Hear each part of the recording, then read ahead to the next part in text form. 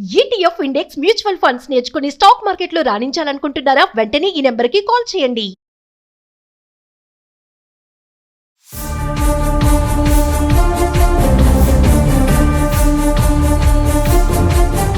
నమస్తే, welcome back to Suman TV. Present మనతో పాటు ఉన్నారు అనలిస్ట్ మందరి కృష్ణారెడ్డి గారు.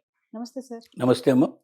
సార్, అమెరికా చూసుకుంటే 25 ఏళ్ల తర్వాత అమెరికా వెళ్ళే వాళ్ళ సంఖ్య, అంటే మన భారతీయుల సంఖ్య చాలా తగ్గిపోతుంది. ఎందుకంటే ట్రంప్ వచ్చాక వీసాలు కష్టతరం చేయడం కానీ, పార్ట్ టైం ఉద్యోగాలు కానీ, ఇమిగ్రేషన్ కానీ, ఇవన్నీ చూసుకుంటే ఎందుకు ఈ సంఖ్య అనేది తగ్గుతుందంటే, మామూలుగా జూన్ జూలై నెలలో చూసుకుంటే చాలా మంది వెళ్తూ ఉంటారు, కానీ ఈ టైంలో చూస్తుంటే తగ్గిపోయారు చాలా మంది. ఎందుకంటారు? అమెరికాకు వెళ్ళే భారతీయుల సంఖ్య కానీ విదేశీయుల సంఖ్య కూడా తగ్గుతోంది. వాస్తవంగా అమెరికాకు అత్యధికంగా విద్యార్థులు కానీ లేకపోతే సందర్శకులు కానీ అక్కడ స్థిరపడేవాళ్ళు కానీ మొదటి వరుసలో కెనడా వాళ్ళు ఉంటారు. కెనడా అమెరికా మన ఓల్డ్ సిటీ న్యూ సిటీ ఉన్నట్టుగా ఉంటుంది. చాదరగట్ బ్రిడ్జి దాటి మనం అవతలకు పెడితే ఓల్డ్ సిటీ యువతలో ఉంటే మనకు న్యూ సిటీ లాగా నయగరా జలపాతాలు ఉండేటువంటి కెనాల్ ఉంటుంది. ఆ కెనాల్ మీద ఒక బ్రిడ్జ్ కట్టారు. అసలు మనకు ఇదే అనిపిస్తుంది ఒక రకంగా చెప్పాలంటే, ఈ చాదరగడ్డ బ్రిడ్జో లేకపోతే నయాపూల్ బ్రిడ్జో అనిపిస్తుంది. ఆ బ్రిడ్జి దాటుకుని అవతలకు వెళితే అది కెనడా, ఇటు వస్తే అమెరికా. అక్కడ బఫేలో అనేటువంటి అమెరికా లోపల ఉన్నటువంటి ఒక స్టేటు డిస్ట్రిక్ట్, అది బఫేలో హెడ్ క్వార్టర్ అంటారు. అది నయగరా జలపాతం ఉండేటువంటి డిస్ట్రిక్ట్ హెడ్ క్వార్టర్ని, అంటే నయగరా జలపాతం అటు కెనడాకు ఉంటుంది, ఇటు అమెరికాకు ఉంటుంది, రెండు వైపులా ఉంటుంది. ఇటువైపు అమెరికాకు ఉండేదాన్ని బఫేలో సిటీ అంటారు. ఈ బఫేలో డిస్ట్రిక్ట్ సిటీ ఏదైతే ఉందో అక్కడ వీసా తీసుకొని వెళ్ళిపోవచ్చు మనం కావాలంటే. ఇంతకుముందు అయితే అసలు వీసా కూడా అడిగేవాళ్ళు కాదు, నడుచుకుంటూ వెళ్ళినట్టు సంఘటన కూడా చాలా ఉన్నాయి. ఎందుకంటే జనరల్గా కెనడా వాళ్ళు తప్ప ఎవరు రారు అక్కడ. కెనడా వాళ్ళు అమెరికా వాళ్ళు ఎప్పుడు తిరుగుతూనే ఉంటారు కాబట్టి పెద్దగా దాన్ని ఎవరు పట్టించుకునేవాళ్ళు కాదు. ఇప్పుడు చాలా స్ట్రిక్ట్ చేశారు దాన్ని. వీసా తీసుకొని ఎవరైనా నడుచుకుంటూ వెళ్ళచ్చు. అందుకోసం కెనడా నెంబర్ 1 ప్లేస్లో ఉంటుంది. అత్యధికంగా అమెరికాకు వలస వచ్చేవాళ్ళు, అమెరికాకు సందర్శకులుగా వచ్చేవాళ్ళు. ఎందుకంటే పక్కనే ఓల్డ్ సిటీ న్యూ సిటీ వచ్చినట్టుగా ఒక ఫర్లాంగ్ డిస్టెన్స్లో ఉన్నటువంటి దాన్ని మనం జనరల్గా రావడానికి ఎక్కువ మంది అవకాశాలు ఉంటాయి కాబట్టి ఫస్ట్ కెనడా వస్తుంది, రెండోది మెక్సికో వస్తుంది, మూడోది బ్రిటన్ వస్తుంది, నాలుగోది భారతదేశం. ఎక్కువగా జనాభా అమెరికాకు వెళ్ళేవాళ్ళు ఈ దేశాల నుంచి వెళ్తారు. అయితే ఈసారి 8% తగ్గింది. భారతదేశం నుంచి వెళ్ళే వాళ్ళ సంఖ్య 8% తగ్గింది. ఎందుకు తగ్గిందో మనం చెప్పుకుంటున్నాం ప్రతిసారి. ఈ మధ్యకాలంలో మనం మాట్లాడిన ప్రతిసారి ఆ విషయాలు వస్తూనే ఉన్నాయి మనకు.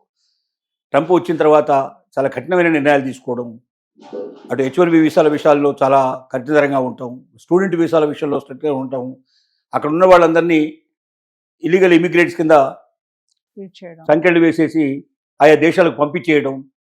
ఇప్పుడు అక్కడ ఉండేవాళ్ళు కాబట్టి తమ వాళ్ళు ఉన్నప్పుడు వాళ్ళని చూడడానికి ఇతర దేశాల నుంచి వచ్చేవాళ్ళ సంఖ్య కూడా చాలా ఎక్కువగా ఉండేది. ఇప్పుడు అక్కడ వాళ్ళనే ఉంచినప్పుడు విడిపోయి ఏం చేస్తారు? అక్కడ అమెరికా చూడడం అనేది ఒక మిషా, అక్కడ ఉన్న వాళ్ళని చూసి రావాలనేది ఇంకొక ఆలోచన. వాళ్ళని చూస్తూ అమెరికా కూడా చూసి రావడంలో ఒక సంతృప్తి, ఒక ఆనందం ఉండేది. అక్కడ ఉండడానికి కూడా ప్లేస్ గిట్ట ఉండేది కాబట్టి వీళ్ళు ఎవరితో ఉండి వాళ్ళు తీసుకెళ్ళి చూపించేస్తే అమెరికా అంతా చూసేసి అట్లా వచ్చేసేవాళ్ళు. లేదా వాళ్ళ పిల్లలకి ప్రెగ్నెన్సీ ఏమైనా వస్తే అక్కడ వీళ్ళు వెళ్ళి వాళ్ళకి సాయం చేయడం లాంటివి చాలా విపరీతంగా జరుగుతుండేవి. అసలు వాళ్ళ పిల్లలే అక్కడ ఉండలేని పరిస్థితి ఏర్పడినప్పుడు తల్లిదండ్రులు మాత్రం పోయి ఏం చేస్తారు? అందువల్ల సందర్శకుల సంఖ్య తగ్గింది. ఈ సంఖ్య ఇంకా బాగా తగ్గే అవకాశం ఉంది. కానీ 2000 సంవత్సరం నుంచి 2024 దాకా తీసుకున్నట్టయితే ప్రతి సంవత్సరం పెరుగుకుంటూ వచ్చింది. ట్రంప్ అధికారంలోకి రాకముందు ప్రతి సంవత్సరం కూడా కొంత సంఖ్య పెరుగుతూ అది వచ్చింది. ఇప్పుడు అది తగ్గడం ప్రారంభమైంది మొట్టమొదటిసారిగా. అంటే ట్రంప్ విధానాలు ఆ రకంగా దానికి దారి తీశాయి. ఇంకా ట్రంప్ మిగతా టైం కూడా కంప్లీట్ చేసేటట్టయితే ఈ మూడేళ్ళు 4 ఏళ్లలో కూడా ఇంకా బాగా తగ్గే అవకాశాలు కూడా ఉన్నాయి, భారీగా తగ్గొచ్చే అవకాశాలు ఉన్నాయి. ఇప్పుడు చెప్తున్నటువంటి ఇంకా విధానాలు అమలు పరిస్తే ఇంకా కూడా చాలా డ్రాస్టిక్గా తగ్గిపోయే అవకాశాలు కూడా ఉన్నాయి. ఒక రకంగా కొంతమంది యొక్క ఎస్టిమేషన్ ఏమిటంటే ఇండియా నుంచి వెళ్ళే వాళ్ళ సంఖ్య 50% తగ్గిపోతుందని.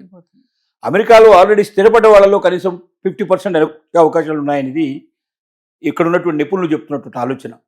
అదే కానీ జరిగితే అసలు ఇక అమెరికాని తీసి పక్కన పడేసినట్టే అవుతుంది.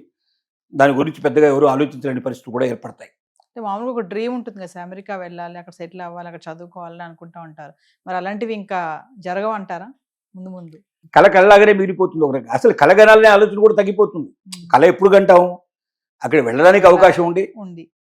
ఇప్పుడు కాకపోతే ఇంకా నెక్స్ట్ ఇయర్ పోతాం, నెక్స్ట్ ఇయర్ కాకపోతే ఇంకో నెక్స్ట్ ఇయర్ పోతాం. అక్కడికి వెళ్తే మనకు బ్రహ్మాండమైన ఉద్యోగాలు దొరుకుతాయి, ఉపాధి అవకాశాలు దొరుకుతాయి, అక్కడ చదువుకొని వస్తే ఇక్కడ మనకు బాగా వాల్యూ ఉంటుందని ఇలాంటివన్నీ ఆలోచనలు ఉన్నప్పుడు వెళ్ళడానికి కూడా మార్గం ఏదో రకంగా ఉన్నది.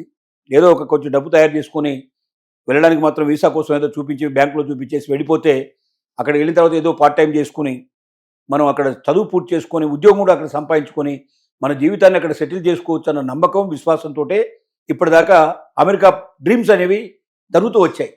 ఇప్పుడు అది అవకాశాలు లేదు, అది కలలాగే మిగిలిపోతుంది, కళలు అయిపోతాయని తెలిసిన తర్వాత ఆ కలగడానికి కూడా చాలా మంది సిద్ధపడిన పరిస్థితులు ఏర్పడతాయి. అబ్రాడ్ ఎడ్యుకేషన్ అంటే ముందు అమెరికాని ఎందుకు అంటారు? ఇంకా చాలా ఉన్నాయి కదా దేశాలు, అక్కడికి వెళ్ళి చదువుకోవచ్చు కదా. అంటే అమెరికన్ ఎడ్యుకేషన్లో చాలా స్టాండర్డ్స్ ఉన్నాయి. అంటే మిగతా దేశాల్లో కొంత డీవియేషన్ ఉంటుంది. అదే బ్రిటన్లో కూడా యూరోప్ దేశాల్లో కూడా జరిగేటువంటి ఎడ్యుకేషన్ లోపల వాళ్ళకు ఏమిటంటే సెమిస్టార్స్ ఎక్కువ ఉంటాయి, ఎక్కువ సెమిస్టార్స్ ఉంటాయి. ఎక్కువగా ప్రొఫెసర్సు, లెక్చరర్స్ వాళ్ళు పర్సనల్గా సైకాలజీ ప్రకారంగా స్టూడెంట్ని ఆలోచించి స్టూడెంట్ ప్రమోట్ చేసేటువంటి లక్షణాలు ఉంటాయి. ఇక్కడ చాలా తక్కువ సెమిస్టార్స్ ఉంటాయి, ఎక్కువ ప్రాక్టికల్స్ ఉంటాయి. చాలా అనుభవజ్ఞులైనటువంటి వాళ్ళు ప్రపంచంలో ఉండేటువంటి ఎక్కడెక్కడైతే అనుభవజ్ఞులు ఉన్నారో అంతా అక్కడికి అమెరికా చేరుకుంటారు. ఫస్ట్ ప్రిఫరెన్స్ అమెరికాకి ఇస్తాను. ఈ ప్రపంచంలో ఎవరైనా నీకు ఏ దేశం కావాలంటే ఆ దేశం, ఏ దేశంలో వెళ్ళడానికి నీకు అవకాశం ఉంది, ఏ దేశం ఎంచుకుంటావు అంటే ముందు అమెరికానే ఎంచుకునే వాళ్ళు ఎక్కువ మంది ఉంటారు. కారణం అక్కడ నిజాయితీ ఒకటి, అక్కడ ఉన్నటువంటి విలువలు వేరు, అక్కడ ఉన్నటువంటి నీట్నెస్ వేరు, అక్కడ హ్యూమన్ వాల్యూస్కి ఇచ్చే ఇంపార్టెన్స్ చాలా డిఫరెంట్గా ఉంటుంది. ఒకరి విషయంలో ఇంకొకరు జోక్యం చేసుకోరు. అసలు పక్కింటి వాళ్ళు ఎవరో, ఎదురింటి వాళ్ళు ఎవరో ఎవరికి ఎవరు తెలియదు, అడిగే ప్రయత్నం కూడా చేయరు. మన వాళ్ళైతే మొట్టమొదటి దిగంగానే చేసే పని ఏమిటంటే తెల్లారేసరికల్లా చుట్టుపక్కల ఉండే వాళ్ళ అందరి వివరాలు తెలుసుకోకపోతే వీళ్ళకి నిద్ర పట్టని పరిస్థితి ఏర్పడుతుంది. అక్కడ అసలు మాట్లాడడం, అడగడం కూడా తప్పే, నేరం కిందకే వస్తుంది ఒక రకంగా చెప్పాలంటే. అవతల వాడు కేసు పెట్టే పాసిబిలిటీస్ కూడా ఉన్నాయి కాబట్టి అది జరగవు. కాబట్టి అమెరికా అనేది ఒక డ్రీమ్ లాగా ఉండడానికి కారణాలు ఇవన్నీ. అత్యధికమైనటువంటి మంచి వసతులు ఉండటం, సౌకర్యాలు ఉండటం, గొప్ప యూనివర్సిటీస్ ఉండటం, గొప్ప ఎడ్యుకేషన్ సిస్టమ్ ఉండడం, అమెరికాలో చదువుకొని వచ్చిన వాళ్ళకి ఏ దేశానికి వెళ్ళినా జాబ్స్ దొరికే అవకాశాలు ఉండడం, అక్కడే అమెరికాలో కూడా పెద్ద ఉద్యోగాలు దొరకడం, ఇలాంటివన్నీ రకరకాల కారణాల చేత అమెరికన్ ఎడ్యుకేషన్ చాలా స్టాండర్డ్గా, చాలా గొప్పగా రాణించిందని చెప్పుకోవచ్చు. అంటే ప్రెసెంట్ ట్రంప్ తీసుకున్న నిర్ణయాలు ఏవైతే ఉన్నాయి సార్, అంటే ఇప్పుడు మన వాళ్ళు అక్కడికి వెళ్ళాలి, అక్కడికి వెళ్ళి సెటిల్ అవ్వాలి, చదువుకోవాలనుకున్న ఆలోచనలు అన్నీ కూడా కొంచెం విరమించుకుంటున్నారని అనుకోవచ్చు అంటారు. విరమించుకోక తప్పదు. విరమించుకున్నారంటే అవకాశం లేనప్పుడు విరమించుకోవడం, అవకాశం ఉండి విరమించుకోవడం కాదు ఇది. ట్రంప్ ఈ దారులన్నీ మూసేస్తున్నాడు. ఒక్కొక్క దారి కట్ చేసుకుంటూ పోతున్నాడు. ఈ దారి కాకపోతే ఆ దారిలో వెళ్దాం అని రకరకాల దారిలో ప్రయత్నం చేస్తున్నాం. అన్ని దారులు మూసిపోయినప్పుడు ఇంకేం చేస్తారు? వెళ్ళడానికి అవకాశం లేనప్పుడు ఆగిపోతారు. అది జరుగుతుంది ఇప్పుడు అక్కడ.